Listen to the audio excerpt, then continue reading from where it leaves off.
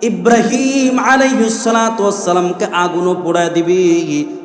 নম্রদের সিদ্ধান্ত কিভাবে আগুনে পোড়াবে?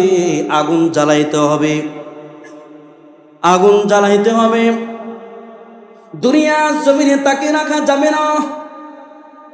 ইব্রাহিম আলাইহিস সালাতু ওয়াস সালামের জন্য আগুন তৈরি করতেছে। সিরিয়া বিভিন্ন জায়গা থেকে লাকড়ি কুড়ায় এনে এনে চুলায় আগুন জ্বালাইতেছে। অনেক দিন যাবৎ প্রায় 1 মাস পর্যন্ত এইভাবে আগুন প্রজ্বলিত করছে। যে মানুষগুলো অসুস্থ হয়ে যেত তারা মান্যত করত, আমি যদি সুস্থ হয়ে যাই তাহলে ওই চুলাতে আমি লাকড়ি দিব। এইভাবে দীর্ঘদিন পর্যন্ত আগুন জ্বালানো হয়। হাইরে, আশেপাশে 16 মাইল পর্যন্ত এত পরিমাণ তাপ, কাছে ধারে কাছে যাবার কোনো ব্যবস্থা নাই। এমনকি আকাশে 4 মাইল পর্যন্ত তাপ, আকাশ দিয়ে কোনো একটা পাখি পর্যন্ত উঠতে পারত না। যে পাখিটা উড়ে যায় ওই পাখিটা পর্যন্ত ভোলা হয়ে আগুনের ভিতরে পড়ে যায়। এইভাবে যখন আগুন প্রজ্বলিত করে ইব্রাহিম আলাইহিস সালাতু ওয়াস সালামকে আগুনে নিক্ষেপ করবে। কেমনে নিক্ষেপ করবে?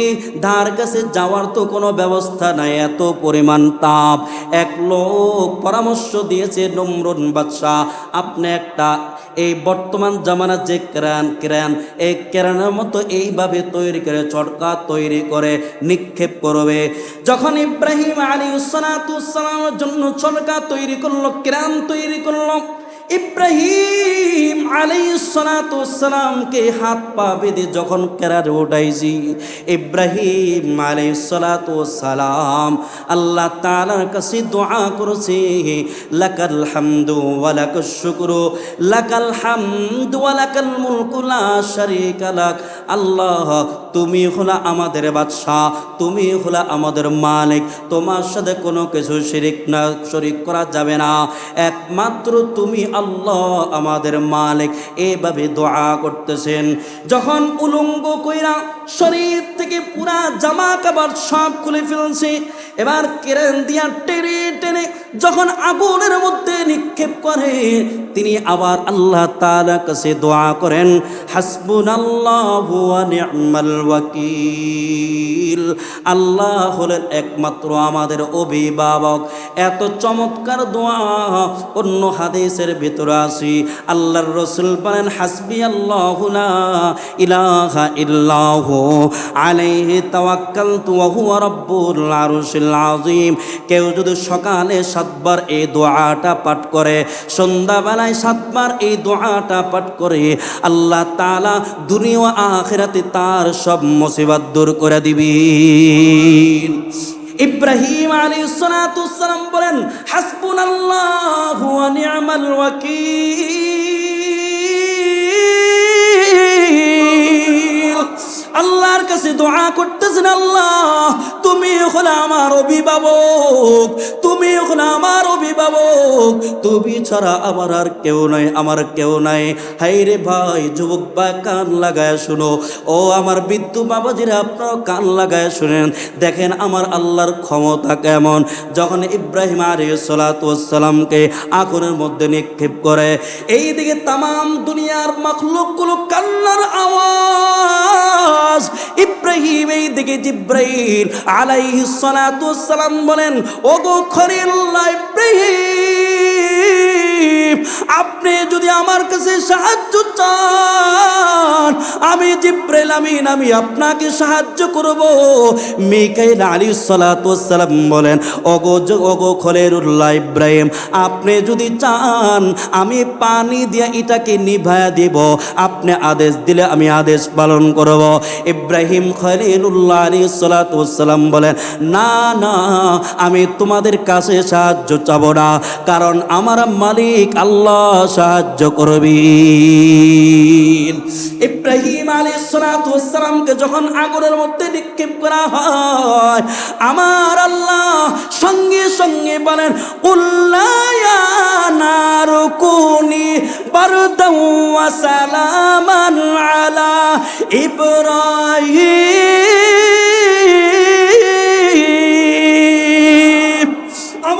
আগুনকে ডাক দিয়ে বলে, আগুন সাবধান, আমার ইব্রাহিমকে কষ্ট দিবা না, কারণ ইব্রাহিম হলো আমার খলিলুল্লাহ, আমার নবী হলো হাবিবুল্লাহ।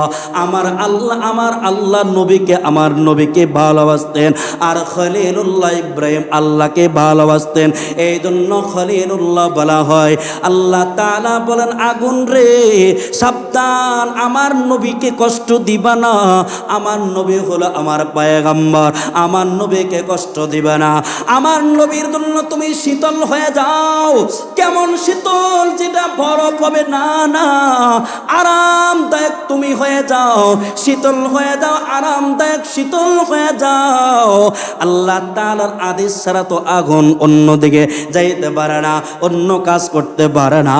এবার আল্লাহ তাআলা যখন এইভাবে ঠান্ডা করে দিলেন, ইব্রাহিম আলাইহিস সালাতু ওয়াস সালাম 40 দিন পর্যন্ত আগুনের ভিতরে আছে। ইব্রাহিম খলিলুল্লাহ আলাইহিস সালাতু ওয়াস সালামের জন্য যেন খাওয়া দাওয়া কষ্ট না হয়, বারবার জিব্রাইল আলাইহিস সালাতু ওয়াস সালাম জান্নাত থেকে তার জন্য খাবার নিয়ে আসতেছেন। এমনকি আল্লাহ তাআলা জান্নাত থেকে পোশাক এনে তার নবীকে পোশাক পরিধান করাইছেন। ইব্রাহিম আলাইহিস সালাতু ওয়াস সালাম 40 দিন পর্যন্ত আরামের ভিতরে ছিলেন। ইব্রাহিম আলাইহিস সালাতু ওয়াস সালাম 40 দিন পরে যখন আগুন নিভে যায়, ইব্রাহিম আলাইহিস সালাতু ওয়াস সালাম যখন আগুন থেকে বের হয়, লক্ষ লক্ষ মানুষ হাজির হয়ে গেছে। মনে হয় ইব্রাহিম শেষ, তার কয়লা দেখার জন্য আসছে। এসে দেখি ইব্রাহিমের কিচ্ছু হয় নাই, আগুন তার একটা পশমও পড়ে নাই, তার একটা পশমও পড়ে নাই। ইব্রাহিম খলিলুল্লাহ আলাইহিস সালাতু ওয়াস সালাম, আমি আগুনের ভিতরে যে আরামে ছিলাম, অন্য সময় এত আরামে ছিলাম না। আমার মনে হচ্ছিল সারা জিন্দেগি মনটা চেয়েছিল এই আগুনের ভিতরে আমি বসে থাকি। আল্লাহু আকবার, আল্লাহু আকবার। তার এই অবস্থা দেখে নমরুদ আসছে, লক্ষ লক্ষ কাফের আসছে কয়লা দেখার জন্য, ছাই দেখার জন্য। যখন দেখলো এই মুজিজা, নবীর এই মুজিজা, ইব্রাহিম আলাইহিস সালাতু ওয়াস সালামের এই মুজিজা দেখি সঙ্গে সঙ্গে হাজার হাজার কাফের কালিমা পড়া মুসলমান হয়ে গেছে। উসে রাখেও আল্লাহ তাআলা যদি রাখতে চান, পৃথিবীর কেউ ঠেকাইতে পারে না। ঠিক কিনা বলেন? কেউ ঠেকাইতে পারে না। আমাদের শেখ হাসিনা এই জুলাই মাসে চেয়েছিল সব শেষ করে দিতে, ছাত্রদেরকে হত্যা করে দিতে। অনেক ছাত্র তো শহীদ হয়েছে, কিন্তু আলহামদুলিল্লাহ আমরা এখনো দেশে আছি, কিন্তু সে পালিয়ে যেতে বাধ্য হয়েছে। আল্লাহ বলেন, আমি আল্লাহ মারি, আমি আল্লাহ জীবন দিই, সব কিছু তো করি। যদি আমি রাখতে চাই, পৃথিবীর কেউ কিছু করতে পারবে না। তাহলে এটা নবীর থেকে উদাহরণ দেই। যখনই ইব্রাহিম আলাইহিস সালাতু ওয়াস সালাম তিনি আগুনে পড়তেছেন, তার ঈমান তত বেশি তাজা হচ্ছে। আন্নান নাস ক্বাদ জামাউ লাকুম ফাখশাহুম ফাযাদাহুম ঈমানা। মুমিন তো এমন হবে, সামনে কাফের আসছে, তার ফাঁসির অর্ডার হয়ে গেছে, তাকে বলবে তুমি ঈমান ছেড়ে তুমি আমাদের পথে চলে আসো। মুমিন তখন বলবে, আরে আমি তো এখন মরতে দেরি, আল্লাহর জান্নাতে যাইতে দেরি হবে না। তার ঈমান তত বেশি তাজা হয়। ইব্রাহিম আলাইহিস সালাতু ওয়াস সালাম তাকে আগুনে নিক্ষেপ করতেছে, তার ঈমান তত বেশি তাজা হইতেছে। ঈমান তো তাজা আছে, কিন্তু আল্লাহর উপর তাওয়াক্কুল ছিল যে আমার আল্লাহ আমাকে নবী হিসেবে পাঠিয়েছে, আমি দ্বীনের কাজ করি, ওয়াহদানিয়তের কথা বলি, ইলাহিয়তের কথা বলি, অবশ্যই আল্লাহ আমাকে বিপদ থেকে মুক্তি দিবেন। সুবহানাল্লাহ। তো যেদিন তিনি বিপদ থেকে মুক্তি হয়েছেন, আল্লাহ তাকে আগুন থেকে বের করেছেন, এই দিনটা হলো আশুরার দিন। সুবহানাল্লাহ বলেন। এই দিনে অনেক বলেছিলাম, অনেক জাতির উত্থান পতন হয়েছে, অনেক মানুষকে আল্লাহ মুক্তি দিয়েছেন, মর্যাদা দিয়েছেন, অনেক নবীদেরকে আল্লাহ তাআলা এই দিনে মর্যাদা দিয়েছেন। আল্লাহ পাক এই মুহররমের আদর্শ সম্মান করা তৌফিক দান করুন, আমল করা তৌফিক দান করুন। আলহামদুলিল্লাহিল আকরামিল্লাযী খালাকাল ইনসান ওয়া কাররামা ওয়া আল্লামাহু মিনাল বায়ানি মা লাম ইয়ালাম فسبحان الذي لا يحصى امتنانه باللسان ولا بالقلم. ونشهد أن لا إله إلا الله وحده لا شريك له، لا ضد له ولا ند له ولا مثل له ولا مثيل له. ونشهد أن سيدنا وسندنا وحبيبنا وطبيب قلوبنا وحبيب ربنا ومولانا محمدا عبده ورسوله صلى الله تعالى عليه وعلى آله وأصحابه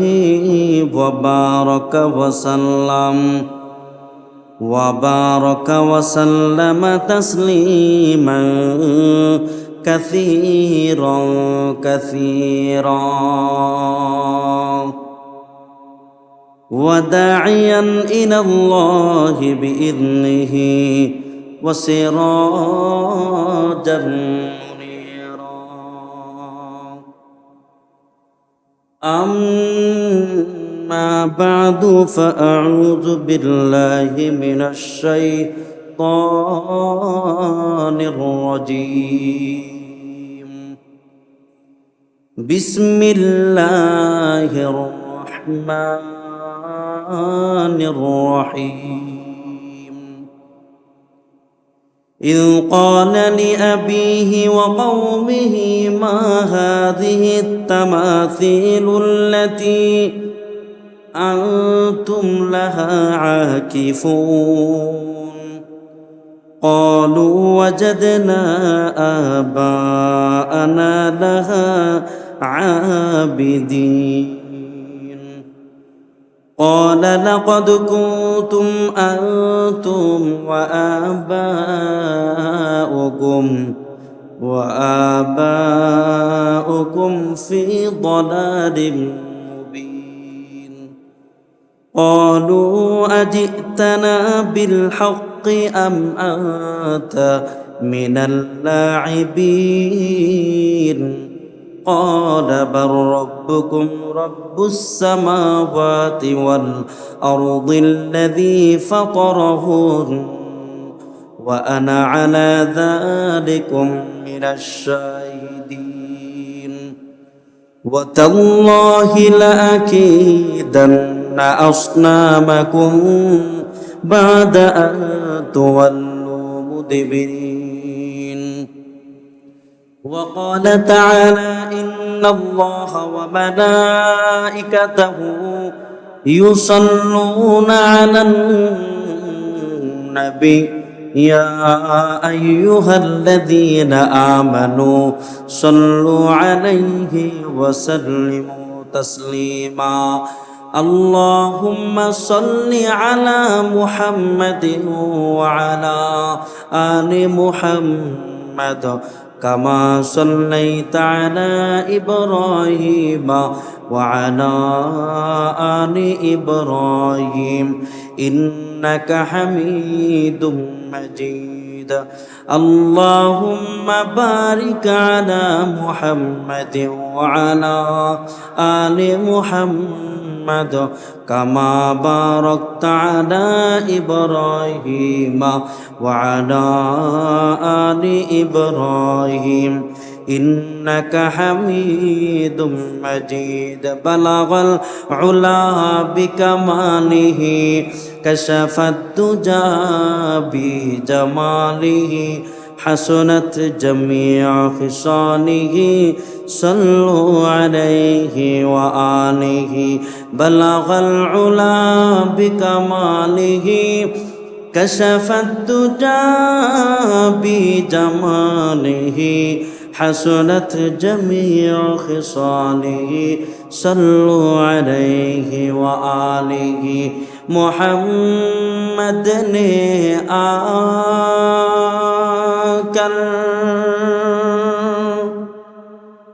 कुफुर को मिटाया, कुफुर को मिटा कर सदाकत बताया, बलगल उला बिकमालिही कशफत दुजा बिजमालिही हसनत जमीउ खिसालिही सल्लु अलैहि व आलिहि। ला इलाहा इल्लल्लाह, ला इलाहा इल्लल्लाह,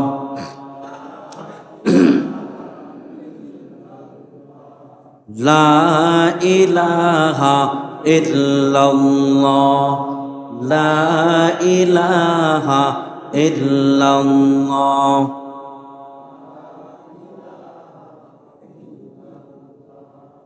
ला इलाहा इल्लल्लाह, ला इलाहा इल्लल्लाह।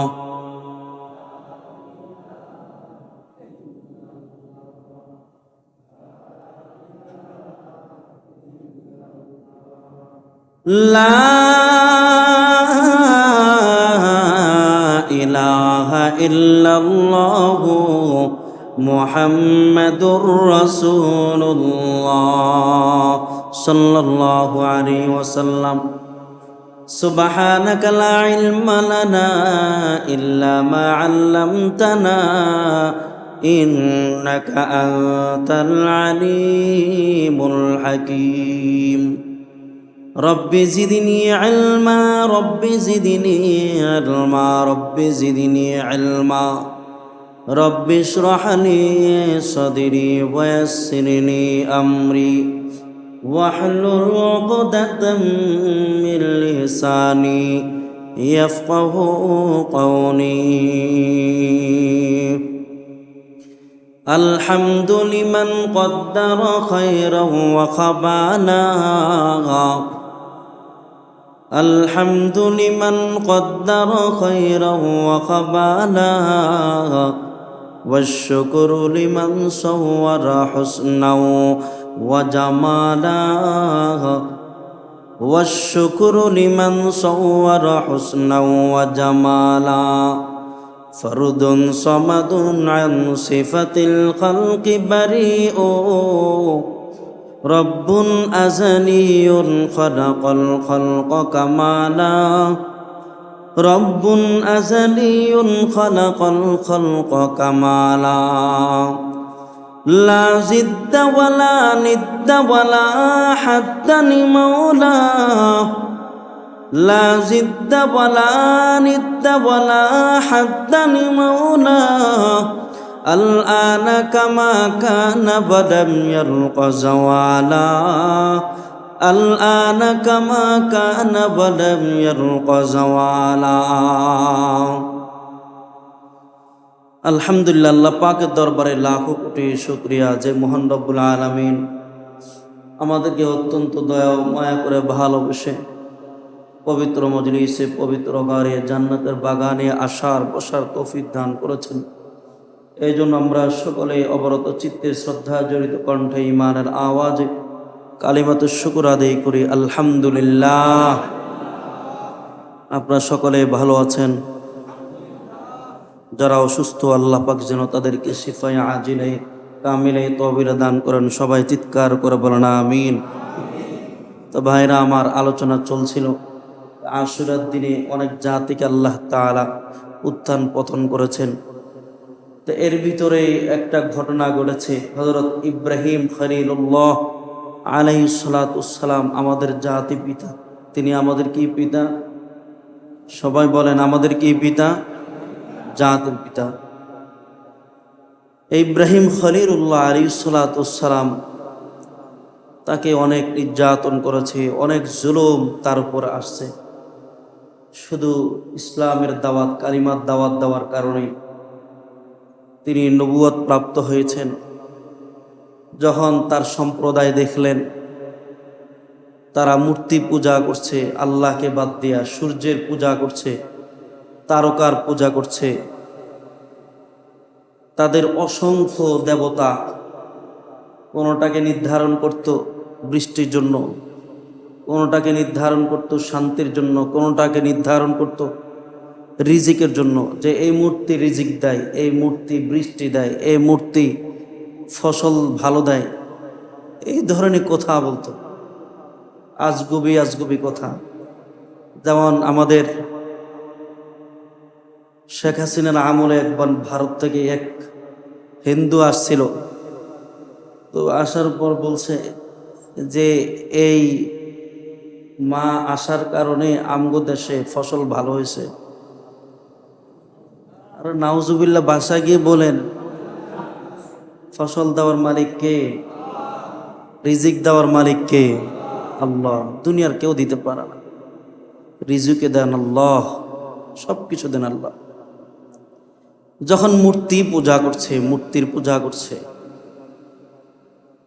নিজের বাবা আজর পর্যন্ত মূর্তির পূজা করছে। তার বাবার নাম ছিল আজর, নিজে মূর্তি বানাইতো, মূর্তির কারিগর ছিল।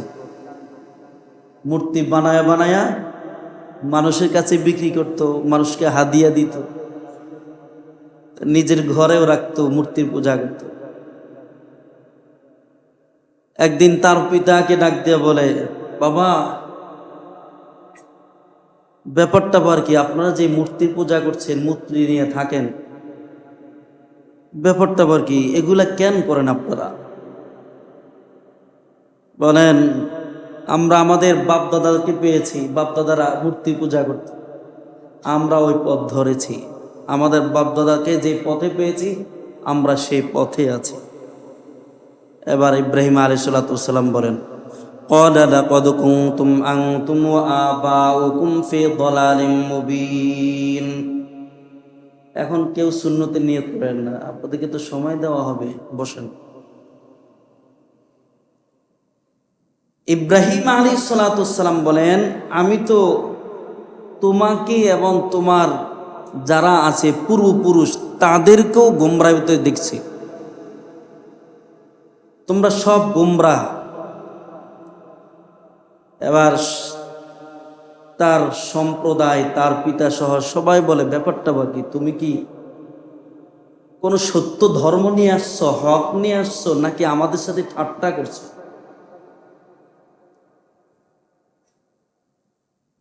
ইব্রাহিম আলাইহিস সালাম জবাব দেয়, ক্বালা বার রাব্বুকুম রাব্বুস সামাওয়াতি ওয়াল আরদিল্লাযী ফাতারাহুন্না ওয়া আনা আলা যালিকুম মিনাশ শাহিদিন। না, বরং তোমাদের রব আমার রব, তিনি যিনি আসমান সৃষ্টি করেছেন,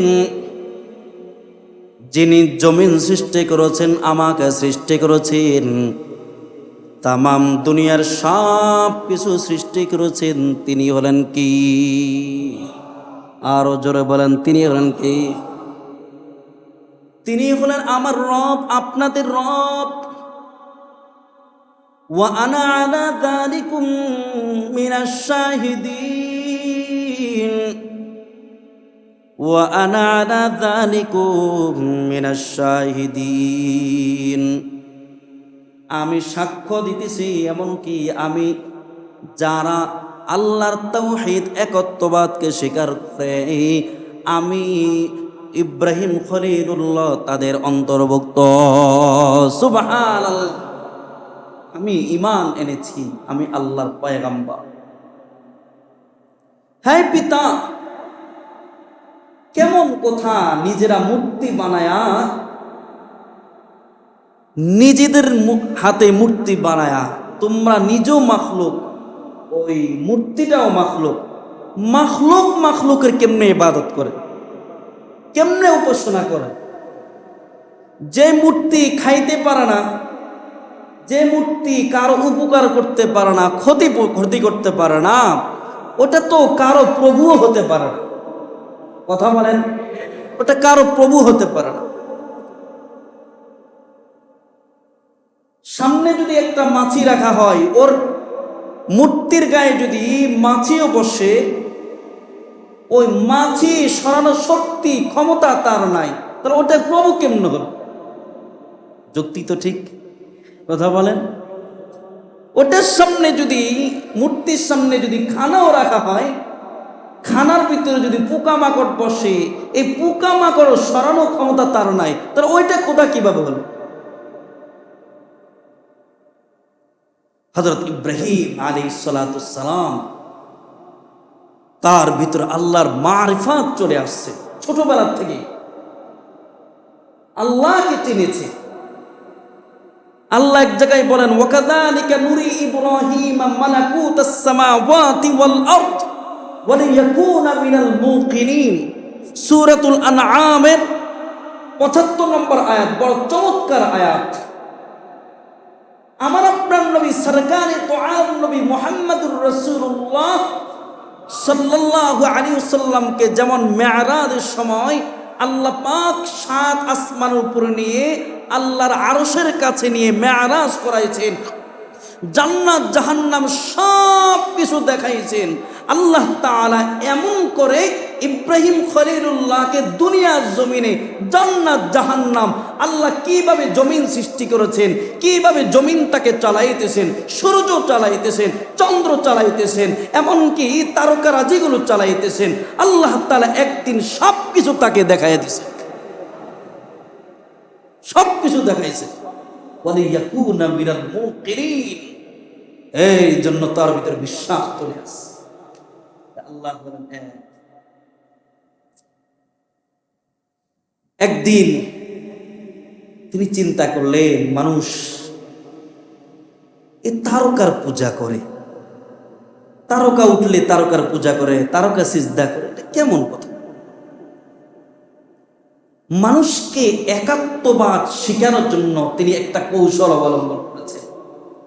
দেখো তারকা আছে, দেখি এটা কেমন করে প্রভু হয়। فلما جن عليه الليل رأى كوكبا قال هذا ربي فلما أفل قال لا أحب الآفلين।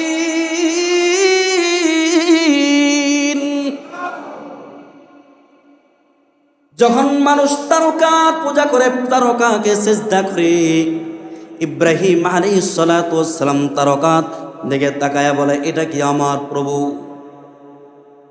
যখন আবার তারকা ডুবে যায়, তিনি বলেন, যে জিনিস ডুবে যায়, যে জিনিসটা নিভে যায়, আলোহীন হয়ে যায়, ওটা আমার কখনো প্রভু হতে পারে না। فلما رأى القمر بازغا قال هذا ربي فلما أفل قال لئن لم يهدني ربي لأكونن من القوم الضالين।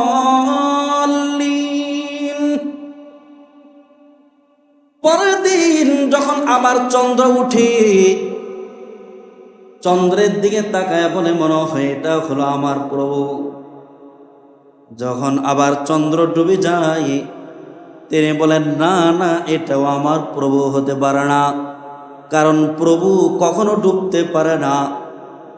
এবার তৃতীয় দিন যখন সকালবেলায় আবার ফালাম্মা রাআশ শামসা বাযিগাতান ক্বালা হাযা রাব্বি হাযা আকবার ফালাম্মা ফালাত ক্বালা ইয়া কওমি ইন্নী বারীউম মিম্মা তুশরিকুন। সকালবেলা যখন সূর্য উঠেছে, সূর্যটা বাহ্যিকভাবে চন্দ্র থেকে বড় দেখা যায়, তারকা থেকে বড় দেখা যায়। তিনি বলেন, এটা আমার সবচেয়ে বড় প্রভু, এটা হলো আমার সবচেয়ে বড় প্রভু। এবার সন্ধ্যাবেলা যখন আবার সূর্য ডুবে যায়, তিনি বলেন, না না, এটা আমার প্রভু হতে পারে না, প্রভু তো কখনো ডুবে না। তোমরা যত শিরিক করো আমার আল্লাহর সাথে, এই সূর্যকে তোমরা শরীক করো, চন্দ্রকে তোমরা শরীক করো, তারকারাজিকে তোমরা শরীক করো, এই শরীক থেকে আমি মুক্ত, আমি কখনো শিরিক করতে পারি না। উসে মানা তু জাতা है, उसे माना तू जाता है मगर देखा नहीं जाता, मुसल्लम लन तरानी है बास्ते दिलाले कुरानी मुसल्लम लन तरानी है बास्ते दिलाले कुरानी इन्नी वज्जहतु वजहिया लिल्लज़ी فطر السماوات والأرض حنيفا وما أنا من المشركين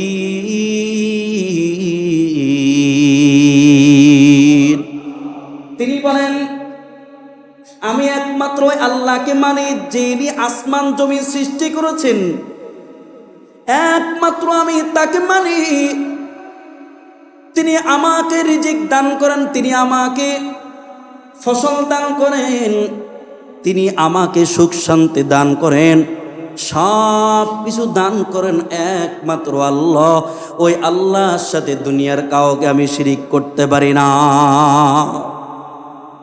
একমাত্র আমি আল্লাহকে মানি এই যে ধীরে ধীরে তিনি আস্তে আস্তে মূর্তির বিরুদ্ধে আচরণ করছেন মূর্তির বিরুদ্ধে কথা বলছেন সব নবীরা আসছে মূর্তি ভাঙার জন্য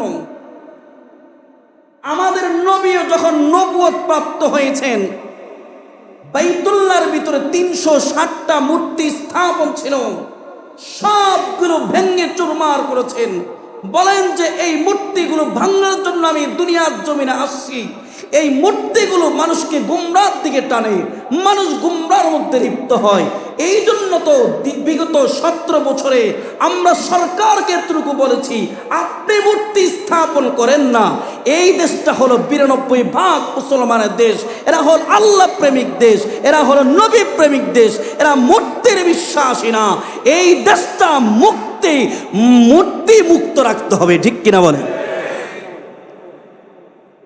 উন্নত দেখেন রংপুরে কি নামে একটা মূর্তি স্থাপন করছে এগুলো হলো সব ইন্ডিয়ার ষড়যন্ত্র সব ভারতের ষড়যন্ত্র রাস্তার মোড়ে মোড়ে মূর্তি স্থাপন করবে এটা মুসলমানদের নিশানা না মুসলমানদের নিশানা হলো জায়গায় জায়গায় কালিমার পতাকা উড্ডীন হবে ঠিক কিনা বলেন এটাই হলো মুসলমানদের নিশানা যেদিকে তাকাবে মুসলমানদের নিশানা পাওয়া যাবে আল্লাহ পাক বুঝবার আমল করা তৌফিক দান করুন এবার ধীরে ধীরে যখন এইভাবে মূর্তির বিরুদ্ধে আচরণ করছে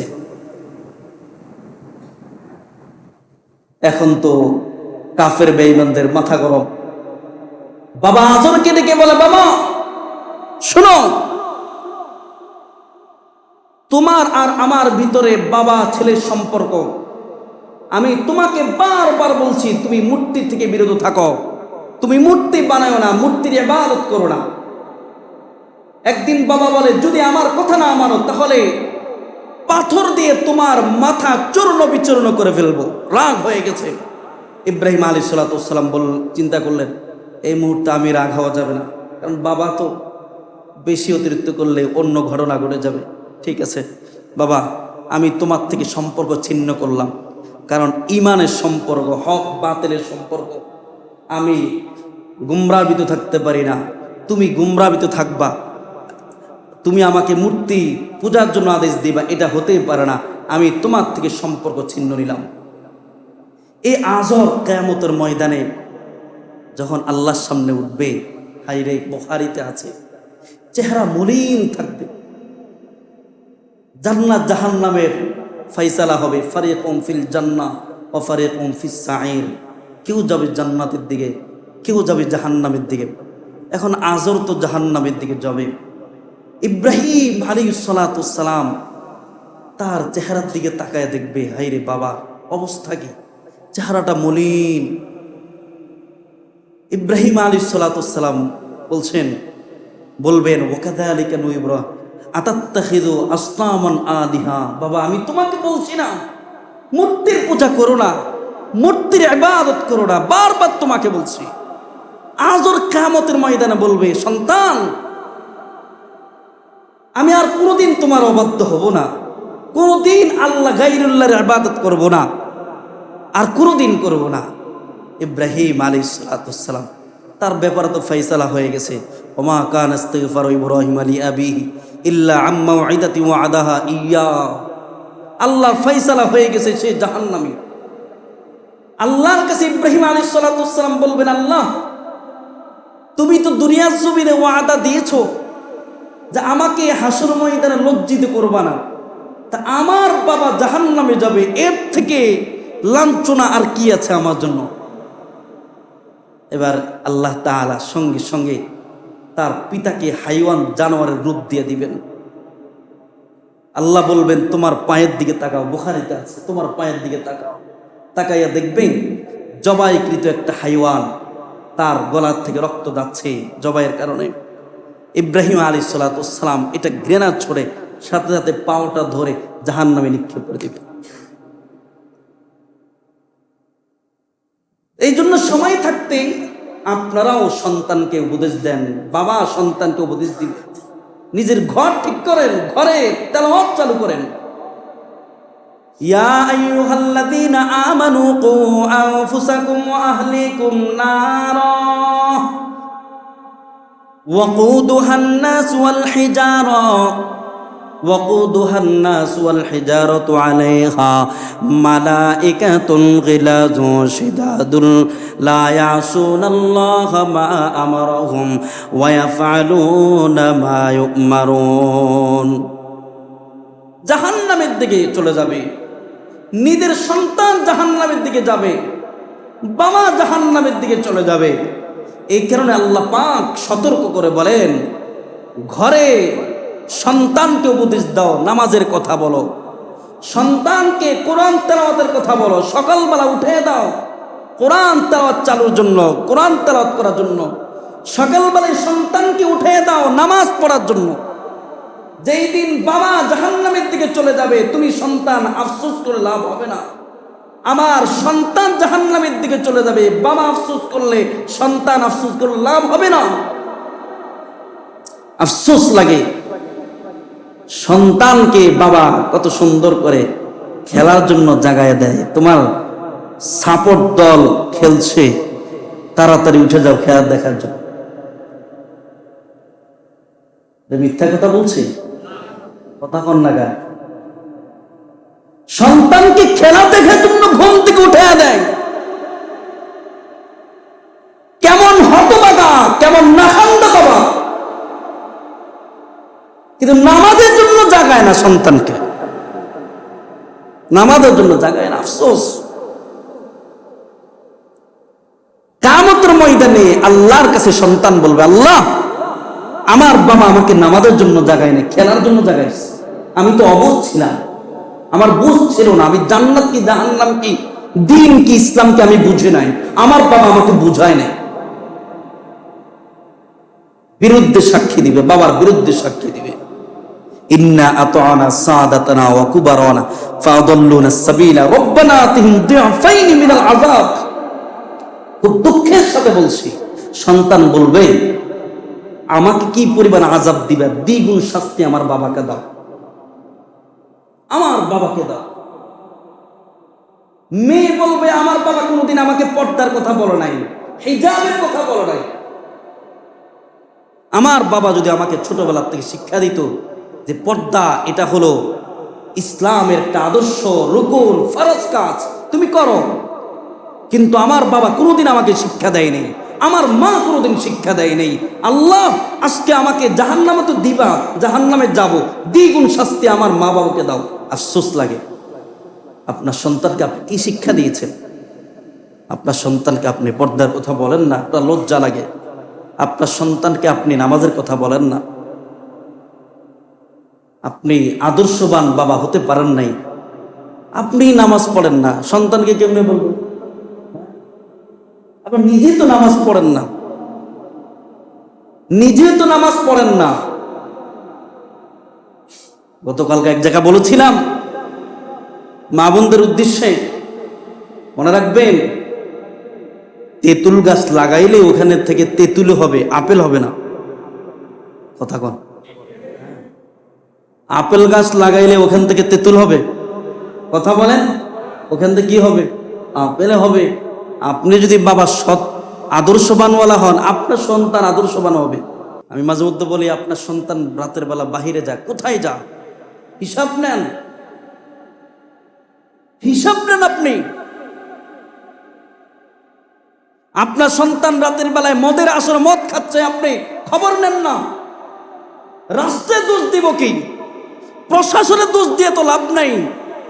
আপনি এককভাবে আপনার সন্তান ঠিক করতে পারছেন না, আর প্রশাসন হাজার হাজার সন্তানকে কিভাবে তাদেরকে পাহারা দিবে? কথা বলেন না, কিভাবে দিবে? তাদের দোষ দিয়ে লাভ কি? আমি যদি আমার ঘর ঠিক করি, আমার দ্বারা আশেপাশে সব ঠিক হয়ে যাবে। যদি আমার ঘর ঠিক হয়ে যায়, সমাজ ঠিক হবে, সমাজ ঠিক হলে রাষ্ট্র ঠিক হবে।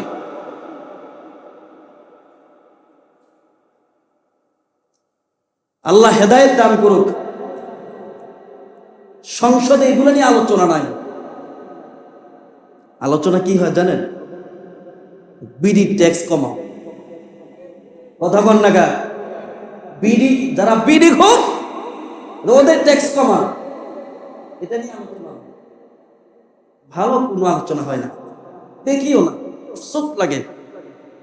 2-4 জন মোটামুটি বলে, কিন্তু যারা ইসলাম ইসলাম করে চিল্লাইছে, আমরা এই 50-60 বছর দেখে আসছি। আপনারা যারা দেখছেন, আমি তো দেখি না, সব বয়স তারা ওদেরকে হয় না। যারা চিল্লাইছে ওরা পর্যন্ত ভালো কোনো কথা বলে না, ওদের জবান থেকে বের হয় বিডি ট্যাক্স কমা। এলা অবস্থা। তো ইব্রাহিম আলাইহিস সালাতু ওয়াস সালাম মূর্তি বিদ্যার্জন করছে। একদিন সব কাফেররা যাবে একটা মেলাতে, ওই জমানায় একটা মেলা হতো। ইব্রাহিম আলাইহিস সালাতু ওয়াস সালামকে বলেন, চলো বাবা, তুমিও চলো আমাদের সাথে মেলা চলো। ইব্রাহিম আলাইহিস সালাম বলেন, একটু রওনা দিয়েছে, অনেক চাপাচাপির কারণে রওনা দিয়েছে, কিন্তু পথে অল্প কিছু যাওয়ার পরে তার মনটা ভালো লাগে না। ইন্নী সাকিম, আমি অসুস্থ, মনের দিক থেকেও অসুস্থ।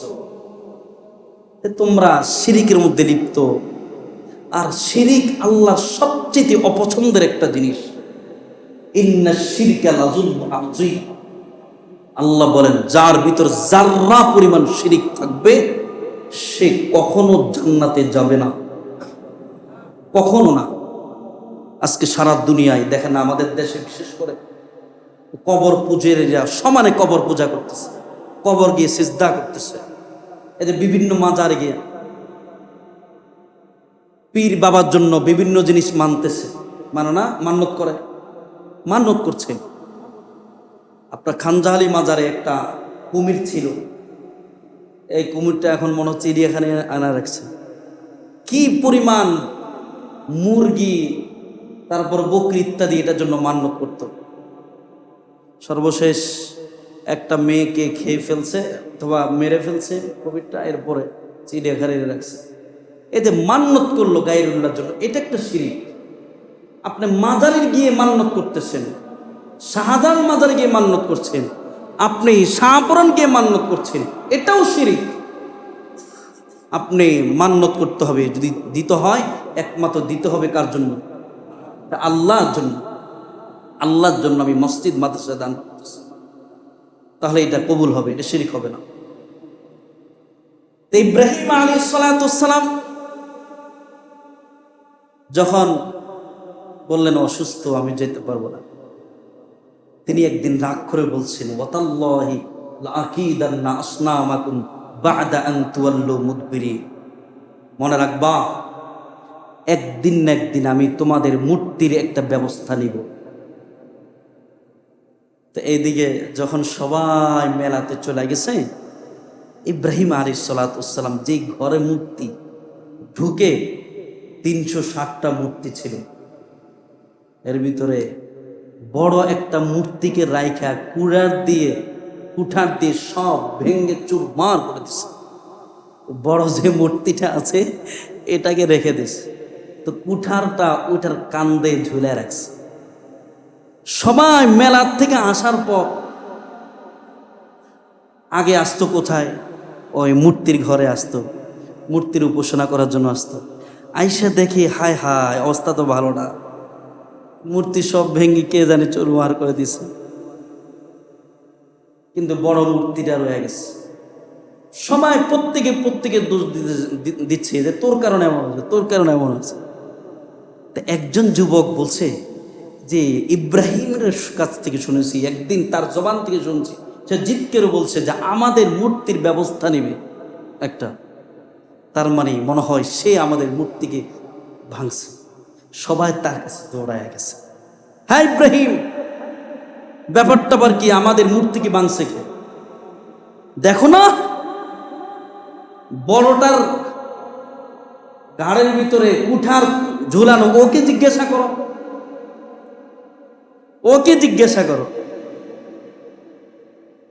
ইব্রাহিম আলাইহিস সালাম বলো, তুমি তো জানো ও তো কথাও বলতে পারে না, ও কিছু খাইতে পারে না, কারো উপকার করতে পারে না। ইব্রাহিম আলাইহিস সালাম বলেন, তো যার উপকার, যে উপকার করতে পারে না, শুনতে পারে না, কথা বলতে পারে না, ওইটা কেমনে প্রভু হয়? কথা হয় না। এটাই বোঝানো উদ্দেশ্য ইব্রাহিম আলাইহিস সালাম, এটাই বোঝানো উদ্দেশ্য যে বড় মূর্তি ওইটা কথা বলতে পারে না, উপকার করতে পারে না, কিছু বলতে পারে না, শুনতে পারে না, তো কেমন নির্বোধ তোমরা ওটার ইবাদত করছো। এখন তো মাথা আরো গরম, মাথা আরো গরম। আস্তে আস্তে এইভাবে তার কথাগুলো, ইব্রাহিম আলাইহিস সালাম যুবক ছিলেন, তার কথাগুলো নমরুদের কানে পৌঁছে যায়। পৃথিবীতে 4 জন বড় বাদশাহ ছিল, প্রভাবশালী বাদশাহ। 2 জন ছিল মুমিন আর 2 জন ছিল কাফের। 2 জন ছিল মুমিন, যুলকারনাইন, কোরআন কারীর ভিতরে আছে ক্বালু ইয়া যুলকারনাইন। 2 নম্বর মুমিন বাদশাহ ছিল বাদশাহ সুলাইমান আলাইহিস সালাম। আর 2 জন কাফের বাদশাহ, নমরুদ, আরেকজন ছিল বখতে নসর। এই নমরুদের কানে যখন পৌঁছে যায় যে ইব্রাহিম আলাইহিস সালাম মূর্তির পূজা করে না, এমনকি নমরুদকে খোদা হিসাবে মানে না, যখন ইব্রাহিম আলাইহিস সালামকে তার কাছে হাজির করা হয়, হ্যাঁ ইব্রাহিম, তুমি নাকি আমাকে খোদা হিসাবে মানো না, মূর্তির ইবাদত করো না, ব্যাপারটা আবার কি বলো তো, তুমি যাকে মানো তার গুণটা কি বলো। ইব্রাহিম আলাইহিস সালাম বলেন, আমার মালিক আল্লাহর গুণ হলো তিনি মানুষকে জীবিত করেন, মানুষকে মৃত্যু দান করেন। সুবহানাল্লাহ বলেন না। মানুষকে জীবন দান করেন কে? মানুষকে মৃত্যু দান কে? আমি তো আনা উহয়ি ওয়া উমীত। নমরুদ বলে, আমি তো মানুষকে মারি, আমি মানুষকে জীবিত করি, মানুষকে জীবন দিই। তো তুমি মানুষকে জীবন কেমনে দাও, মানুষকে মৃত্যু কেমনে দাও, একটু দেখি আমি। কেমন ব্যাককলার ব্যাক। একটা মানুষকে ধরে নিয়ে আসছে, হত্যা করছে, এই যে মৃত্যু দিলাম। আরেকজন ফাঁসির অর্ডার হয়েছে, জেল থেকে তাকে নিয়ে আসছে, তো তার বিরুদ্ধে তার ফাঁসির অর্ডার হয়ে গেছে। তো বলে তার তো ফাঁসির অর্ডার হয়েছে, এখন তো আমি ছেড়ে দিলাম, তাকে ফাঁসি দিব না, এদের জীবন দিলাম। ইব্রাহিম আলাইহিস সালাম বললেন, আচ্ছা ঠিক আছে, আর একটু সামনের দিকে আগাই দেখি, এবার দেখি তোমার দৌড় কতটুকু। ফাইন্নাল্লাহ ইয়াতি বিশ-শামসি মিনাল মাশরিকি ফাতি বিহা মিনাল মাগরিবি ফাবুহিতাল্লাযী কাফার। এই নমরুদ, তুমি তো মানুষকে জীবন দিলা, মানুষকে মৃত্যু দিলা, বুঝলাম, আর একটু সামনের দিকে আগাই। আমার মালিক আল্লাহ তো পূর্ব দিক থেকে সূর্য উঠায়া পশ্চিম দিকে নিয়ে যান, তাহলে এবার তোমার কাজ হলো পশ্চিম দিক থেকে পূর্ব দিকে সূর্য নিয়ে আসা, দেখি পারো কিনা। আল্লাহু আকবার বলবেন না, আরো জোরে বলেন। এদেরকে বলা হয় নবী।